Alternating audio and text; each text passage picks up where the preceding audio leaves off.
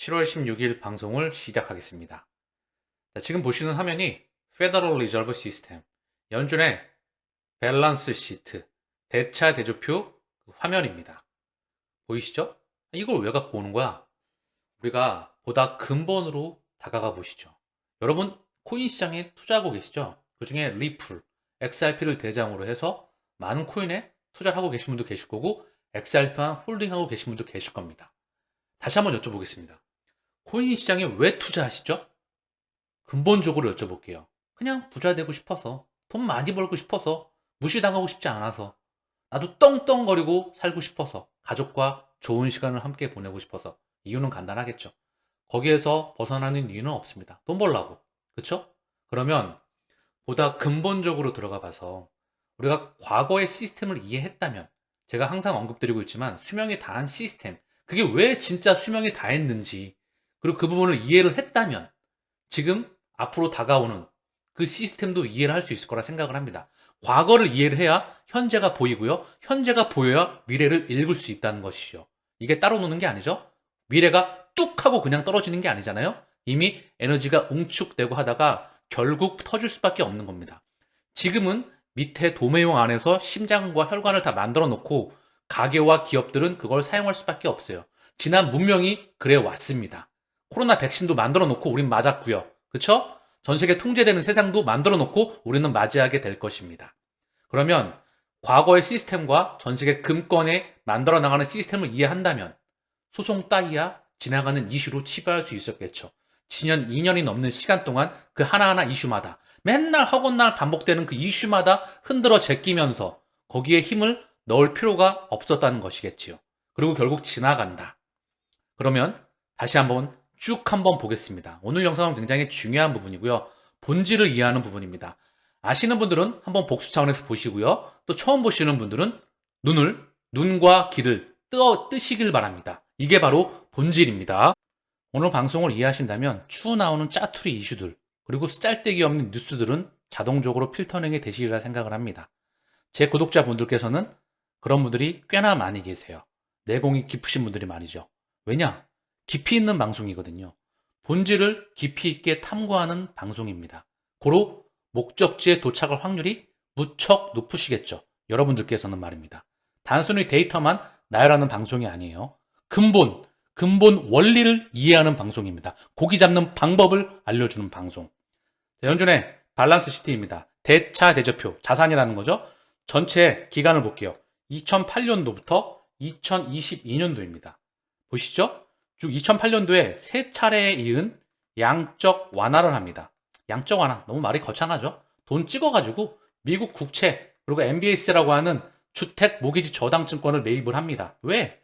미국 부동산이 완전히 파산났으니까 여기 살려야 되잖아요. 금융기관의 자금을 집행해야 되잖아요. 돈을 막 쏴야 될 거 아닙니까? 그래서 미국 중앙은행이 돈을 미친 듯이 싸서 얘가 채권을 막 미친 듯이 매입하는 거예요. 미국 상업은행들이 가지고 있는 채권을 말입니다. 그래서 자산이 훅 하고 늘어나요. 바닥에 있었는데, 그쵸? 훅 하고 늘어납니다. 2008년도부터 이후에 세 차례의 양적 완화, 그리고 이때 당시에 벤 버냉키 의장에 이어서 자넷 옐런, 그리고 제롬 파월 의장이 오게 되죠. 현 연준 의장. 그리고 이제 양적 QE에 이어서 QT를 한다고 합니다. 이 채권 뿌렸던 거 수거하겠다고. 왜? 이제 건전하게 만들고 싶거든. 니네 긴장해 그랬거든요. 근데 요때 요만큼 찔끔 축소했습니다. 1조 달러도 수거를 못했어요. 4조 2천억 달러를 찍어버리고 말입니다.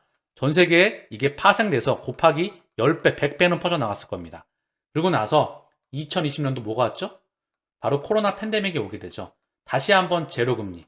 제로금리와 함께 무제한 양적 완화에 이르게 됩니다. 연준 자산은 밑에 기하급수적으로 늘어나게 되죠. 보이시죠?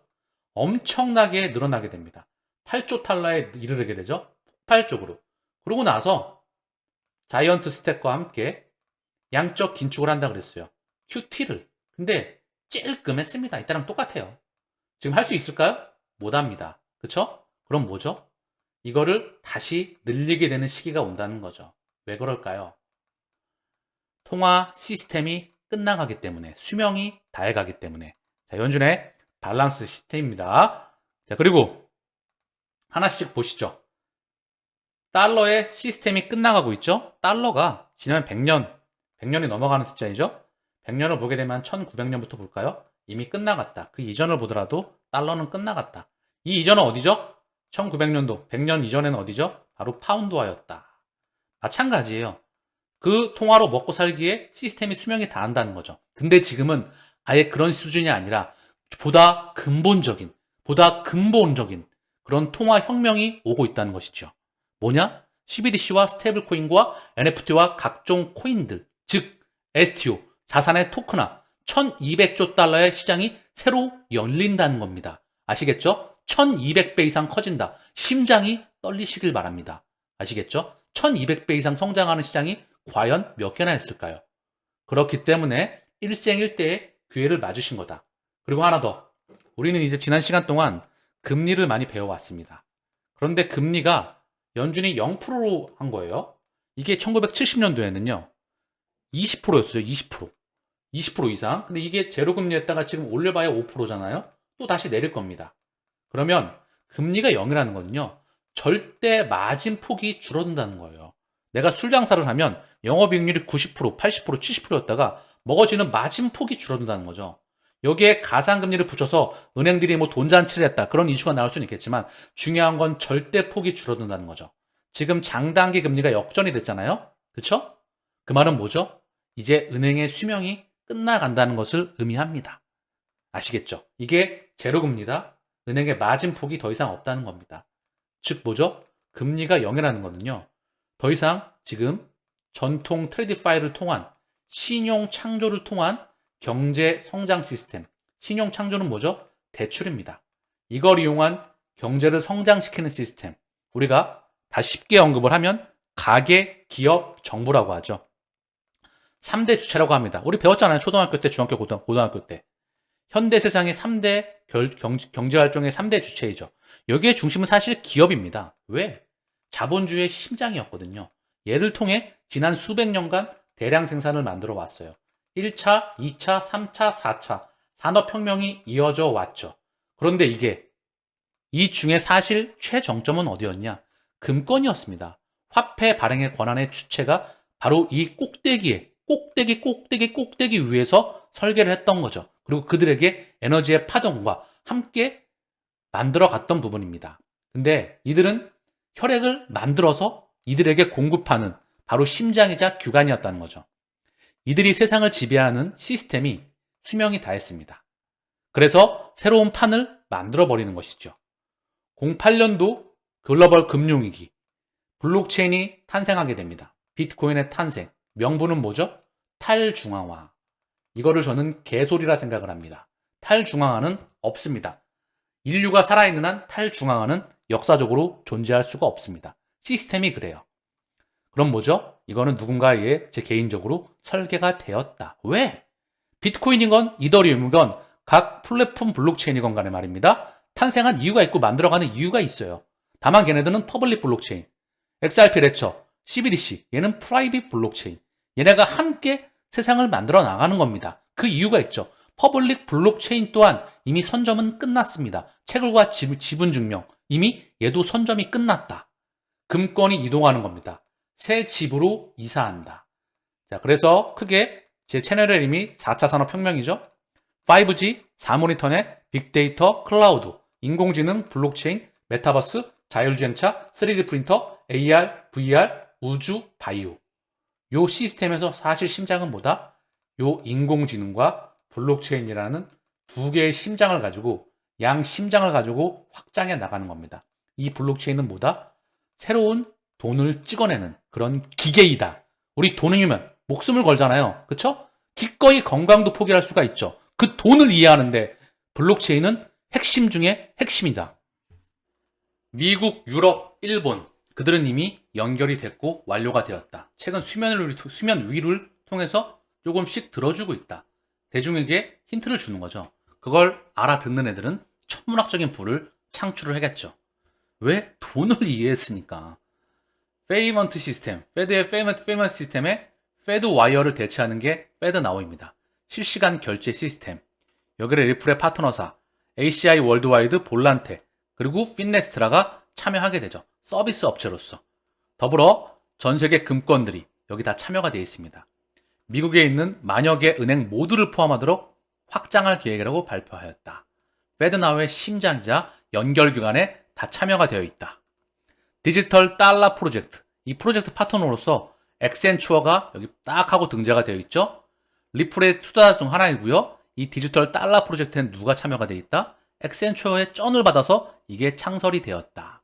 결국 준비가 되고 있다. 디지털 달러 재단은 글로벌 금융 시스템과 소비자의 요구를 발전시키기 위해 미국 중앙은행 디지털 동화, 디지털 달러의 탐색을 발전시키려는 디지털 달러 프로젝트의 노련으로 지원되진 비영리 조직이다. 엑센추어의 쩐을 받아서 설립이 되었다. 엑센추어와 리플, 스위프트, 디지털 파운드 재단, 디지털 유로 어소시에이션은 하나이다. 더 클리어링 하우스. 더 클리어링 하우스는 1853년에 설립된 가장 큰 상업은행이 소유한 은행협회 및 결제 회사입니다. 미국에서 핵심 결제 시스템 인프라를 소유하고 운영하고 있으며 새로운 실시간 결제 시스템을 출시하여서 해당 인프라를 현대화하기 위해 노력하고 있다. 그럼 여기에 주인들은 누구일까요? 바로 이들이죠. 방금 전에 언급드렸던 그들과 또 언급이 됩니다. PH뱅크, 블랙록과 깊은 연관이 있다. 웰스파고, B&A 멜론, HSBC, 시티뱅크, 산탄데르, 바클레이즈, 뱅크 오브 아메리카, JP모건. 다 그들이 하나같이 포진이 되어 있더라. 도이치뱅크까지. 감이 오시죠? 미국과 유럽의 쩐주들이 여기 다 포진이 되어 있다. R3의 지배구조도 다 포진이 되어 있더라. 리플의 파트너사도 다 포진이 되어 있더라. 미국과 유럽은 뿌리가 같다. R3 본 김에 조금 이따 언급을 드리겠지만 R3의 투자자입니다. 다 똑같죠? BBVA, BNP 파리바, 바클레이즈, B&A 멜론, 시티, 커메르츠, 크레딧 스위스, UBS, 웰스파고, 테마세. 그들이 다 포진되어 있다. HSBC, 도이치뱅크, 미주호, 소시에츠 제너럴. 이미 여기에 로얄 스코틀랜드 왕립은행. 이미 뿌리가 같은 거를 확인시켜주고 있습니다. 조금 있다가 이거는 일본과 아시아와 내부망을 연결을 하면서 언급을 드릴게요. 자, 그러면 미국의 페드나우, 페더럴 리저브, 미국 중앙은행 페드나우 시스템, 디지털 달러 프로젝트, 여기에 더 클리어링 하우스, 청산 시스템, 은행 및 결제 회사, 새로운 실시간 결제 시스템을 출시하였다. 여기에서 하는 일, 먼저 여기 참여했던 사람들, 그리고 여기는 새로운 지불 방식에 필요한 24시간 일주일, 즉시성, 확실성 및 은행 수준의 보안을 갖춘 모든 미국 금융기관을 위해 구축이 되었다. 리플의 파트너 피스트는 더 클리어링 하우스와 협력하여서 미국 중소규모의 은행을 위한 새로운 실시간 결제 서비스를 통합을 하였다. 자, 그리고 하나 더 보겠습니다. US 패스트 페이먼트 카운슬, 리플 및 XRP의 국경 간 지불 능력을 강조하였다. 30명의 다양한 구성원이 참여하여서 2020년에 설립이 되었습니다. 패스트 페이먼트 카운슬, 국경 간 결제 작업 그룹입니다. 더 빠른 국경 간 결제를 개선하기 위한 방법을 부지런히 검토해 왔다. 2021년 6월에 백서를 발표했는데 이 백서에 바로 리플의 국경 간 결제 솔루션과 XRP를 해당 부분에 효율성을 개선하고 비용을 낮추는 도구로 인정을 했다. 여기에 리더가 누구냐? 이사회 자문그룹에 리플의 임원이 2명이 포진되어 있습니다. 자, 먼저 팻 텔런, 리플의 임원이죠. 정확히 FPC 이사회 자문그룹. 자, 그리고 실제 작업그룹에 리플의 제임스 셀릭이 포함되어 있죠. 그렇죠? 이로써 미국은 설계와 작업이 완료되신 것을 확인할 수 있습니다. 그리고 미국과 유럽은 다 연결이 되어 있더라. 그 R3는 일본 또한 연결이 되어 있더라. 조금 이따 확인하실 거예요. 마지막에 중국을 보실 겁니다. 자, 그러면서 이 디지털 달러 프로젝트 넘어서 이제 유로로 넘어가 보시죠. 디지털 유로 어소시에이션, 디지털 파운드 재단, 디지털 파운드 재단의 홈페이지입니다. 여기 바로 이사회 의장으로, 바로 리플의 정책 책임자인 수잔 프라이드먼이 이사회 의장으로 가 있죠. 여기 바로 리플이 딱 하고 나와요. 엑센추어와 함께. 보이시죠? 리플과 엑센추어. 그리고 여기 보면 디지털 유로 어소시에이션이 포함되어 있습니다. 하나같이 다 연결이 되어 있다는 거죠. 디지털 파운드와 엑센추어와 디지털 유로 어소시에이션. 하나 더, 디지털 유로 어소시에이션의 홈페이지입니다. 여기 메인 스폰서로 바로 리플이 참여가 되고 있더라. 그리고 이 모든 것들은 스위프트와 연결이 되겠죠. 현재 법정화폐 시스템, 이거를 ISO 2002 국제 표준으로 갈아엎어 버립니다. 새로운 국제 표준, 이게 스위프트 2.0입니다. 이미 스위프트 1.0 여기에서도 언급을 하고 있죠. 지불에 대한 ISO 2002가 출시가 되었습니다. ISO 2002 메시징 표준이 2023년 3월 20일에 성공적으로 실행되어서 글로벌 결제 산업에 중요한 이정표를 세웠습니다. 자, 그리고 ISO 2002 국제 표준에 보시면 등록관리그룹 구성원 목록입니다. RMG라고 하죠. 여기에 43개 대표단이 있습니다. 전 세계 전 세계 기득권 국가들은 다 들어가 있겠죠. 자, 그리고 여기 한국은행도 참여가 되고 있고요. CFTC. 자, 그리고 DTCC. 유럽중앙은행. DTCC 주목해 주세요. 이 DTCC는요. 예금 신탁 청산 공사입니다. 미국 금융시장 내 청산 및 결제 서비스를 제공하는 미국의 금융 서비스 회사입니다. 예금 신탁 회사. DTCC는 예금 신탁 회사와 국립증권 청산회사를 통합한 지주회사로 설립이 되었습니다. 2011년에 DTCC는 미국에서 대부분의 증권 거래를 처리했으며 전 세계적으로 1,700조 달러에 가까운 가치로 세계에서 가장 높은 금융가치 프로세서가 되었습니다. 이게 바로 여기 또 DTCC가 언급이 된다. 얘는 또 R3와 또 연결이 된다. 보세요. DTCC 유럽중앙은행, 유로클리어. 제가 자세히 또 언급을 드렸죠? 자, 지금 시간이 또 할당되어 있으니까 또 추후 연결을 통해서 업데이트를 통해서 알려드릴게요. 유로클리어. 자, 그리고 금융결제원 마스터카드. 여기 그 심장인 리플렛이 포함이 되어 있죠. 그쵸? 이 정도면 이야기가 끝난 것이겠죠.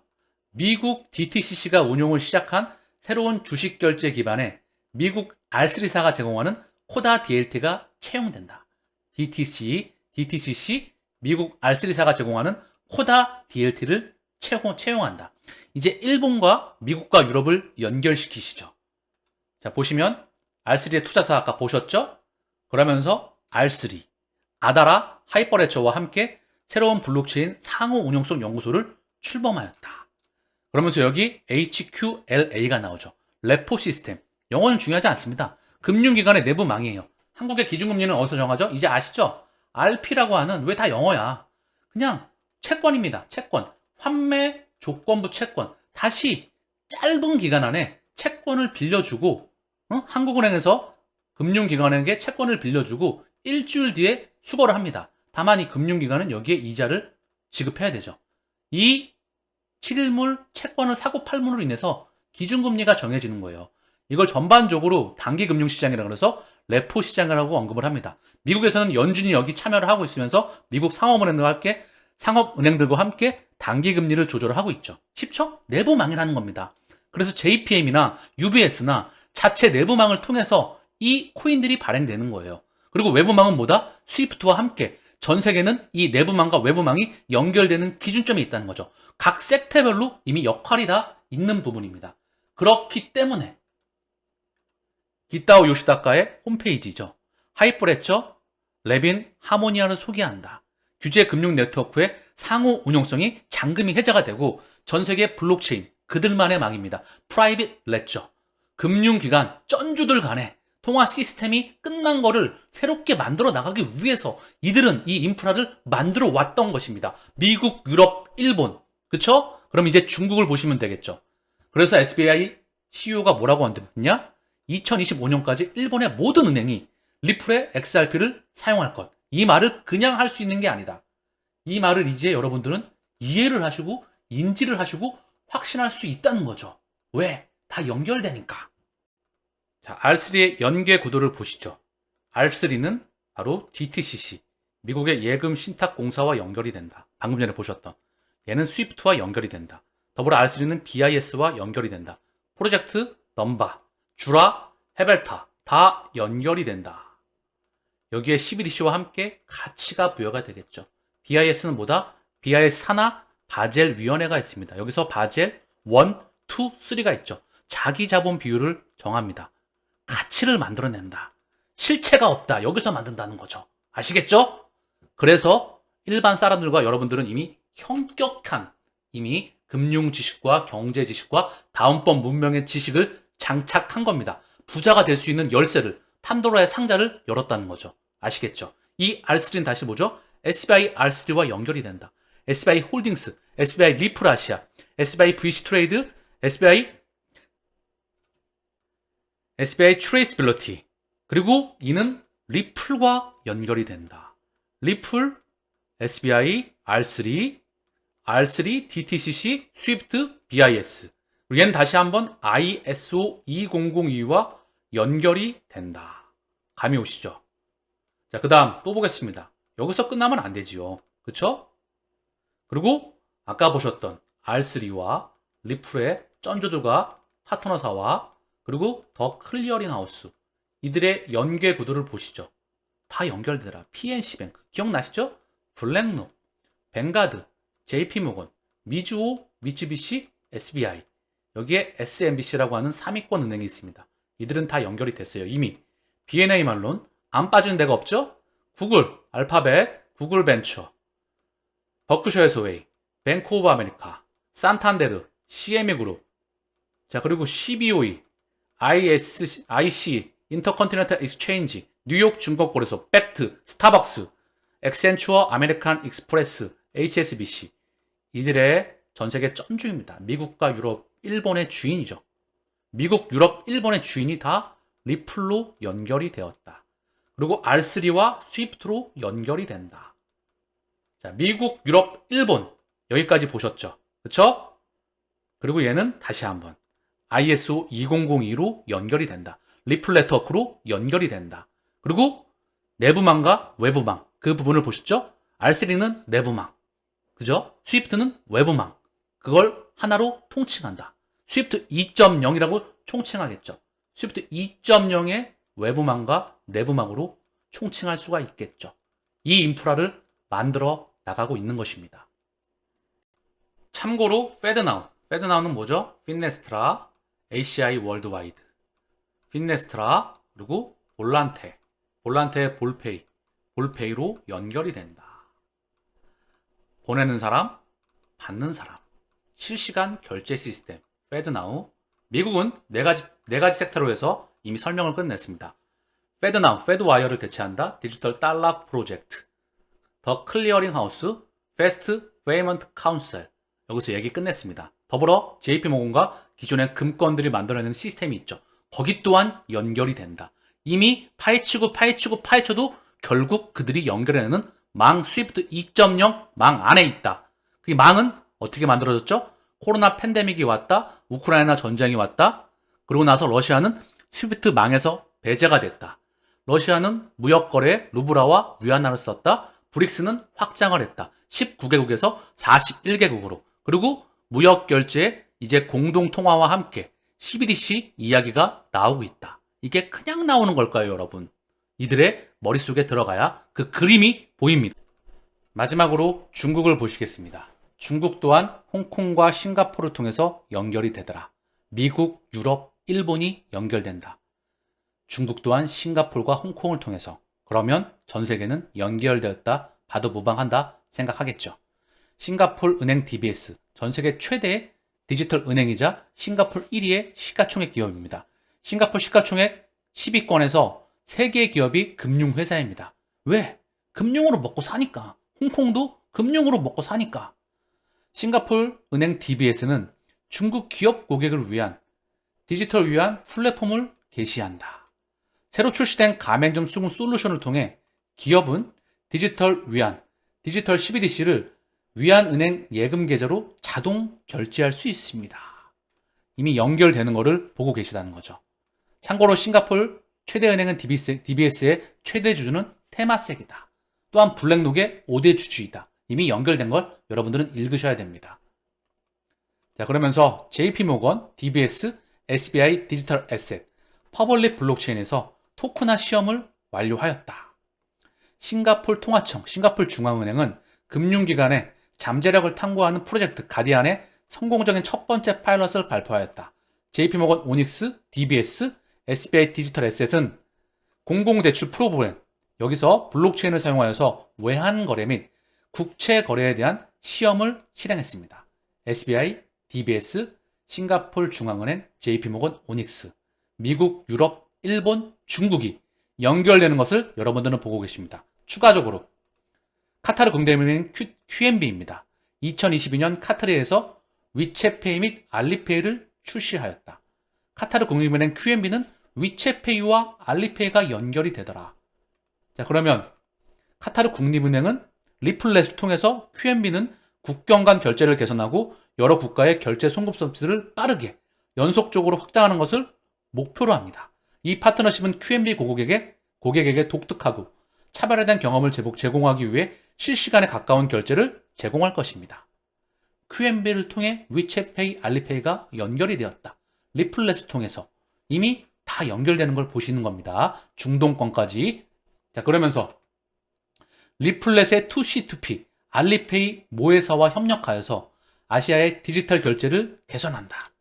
리플렛 회원 2C2P는 엔투그룹과 협력하여서 동남아시아의 디지털 결제에 혁신을 가져왔습니다. 2C2P, 리플렛의 파트너사이죠. 얘가 알리페이와 연결이 되더라. 자, 그러면 중국 또한 연결이 되시는 걸 보고 계시다는 거죠. 미국, 유럽, 중국, 일본은 이미 다 연결되었다. 홍콩 CBDC 참여 업체를 통해 이 부분을 확인할 수가 있다. 홍콩의 CBDC 참여 업체, 여기에 미국과 중국의 기득권이 다 참여됐다. 알리페이, 중국 국유은행, 대만 최대은행, 오직 핀테크 회사, 블록체인 회사는 오직 리플 하나밖에 없다. 경쟁업체는 존재하지 않습니다. 스탠다드 차타드, 항생뱅크, HSBC, 비자, 마스타, 중국 국유은행, 보스턴 컨설팅 그룹, 자, 홍콩의 통신회사의 HKT 페이먼트 시스템, 홍콩 최대의 인터넷 은행, 디지털 은행이죠. HSBC. 이들이 다 참여가 됐다. 미국과 중국의, 서양과 동양의 핵심 기득권이 홍콩에 다 참여가 돼 있다. 연결이 되는 걸 보신 겁니다. 여러분들은 코인에 왜 투자하십니까? 부자 되기 위해서입니까? 그쵸? 돈 벌려고 하시는 거죠? 일생일대의 기회가 오고 있음을 직시하시고 또 직시하시길 바랍니다. 자, 제 구독자님께서 질문을 해주셨는데요. 혁명님, 8월 1일에 에스크로에서 XRP가 10억 개가 풀리는데 과연 어떻게 되는지 궁금합니다. 또한 기관 판매는 증권이라 판결이 나왔는데 이것도 궁금하다고. 자, 기관 판매가 증권이라는데 판결이 나왔는데 이제 여러분들 이런 거 쓰레기통에 갖다 버릴 수 있으시겠죠. 그쵸? 그리고 이제 보니까 리플사 CEO 브래드 할랑하우스가 왜 자꾸 그거를 포장을 하냐. 응? 뭐 그렇게 말을 하더라고요. 이미 판결, SES는 완전히 졌다. 이미 그 부분은 승소로 판결이 났고 더 이상 이야기할 것이 없다. 오늘 방송을 보셨다면 이런 소송 따위는 이제 쓰레기통에 버리실 수 있을 거라 생각을 합니다. 그리고 하나 더. 10억 개가 매달 1일날 풀리게 되죠. 그거는 매달 풀려왔습니다. 가격에 일시적으로 변동성이 발생할 수 있으나 곧바로 회복되거나 그냥 박스권에 있거나 그랬죠. 근데 지금은 이제 분위기가 예전과는 사뭇 다르죠. 크게 신경 쓰지 마십시오. 자, 또 한 분이 또 추가 질문을 해주셨는데요. 제가 1차 시나리오가 있다. 시나리오 1과 시나리오가 2가 있죠. 얘는 시장 상황과 관계없이 쭉 묻어두는 거. 시나리오 1은 다가오는 2024년 기준점이죠. 퍼펙트 스톰이 예정되어 있다. 지금의 고금리를 감당해낼 수가 없다. 고로 크게 흔들리는 시점이 온다.